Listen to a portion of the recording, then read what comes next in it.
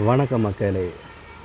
வருகின்ற இடைத்தேர்தல், அதாவது சட்டசபை இடைத்தேர்தல் அம்பாசமுத்திரம் தொகுதி 225வது தொகுதி வெற்றிடமாக காலிடமாக உள்ளது. வாசகன் ரிப்போர்ட்டர் சார்பாக பழனி நான் நிற்கலாம் என நினைக்கின்றேன். ஏன் என்றால் எத்தனையோ கட்சிகள் இருந்தாலும் அந்த கட்சிகள் மூலமாக நிற்பதற்கு மனமில்லை.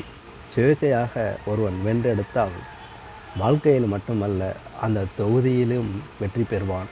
இன்னொரு பக்கம் பார்த்தால் அந்த தொகுதியில் எனது மண் என்கிற பெருமை என்னுடன் இருக்கிறது.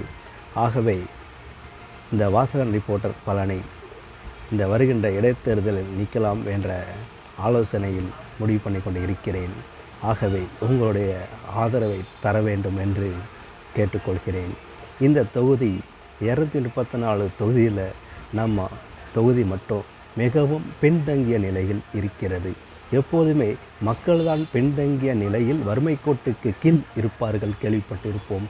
ஆனால் ஒரு தொகுதியே வறுமை கோட்டுக்கு கீழ் இருக்கிறது என்றால் அதுதான் என்னுடைய கருத்து, என்னுடைய கொள்கை. அதாவது இந்த அம்பாசமுத்திரம் தொகுதியில் பாலாறு ஓட வேண்டும், தேனாறு ஓட வேண்டும் நாம் சொல்ல வரவில்லை. அதற்காக வந்து நிற்கவும் இல்லை. உழைத்தவர்கள் வேர்வை பூமியில் விழுவதற்கு முன் கூலியை கொடுக்கக்கூடிய அம்பாசமுத்திரம் தொகுதியாக மாற வேண்டும் என்று ஒரே ஒரு கொள்கையின் மூலமாக அடியெடுத்து வைக்கிறேன். நன்றி, வணக்கம்.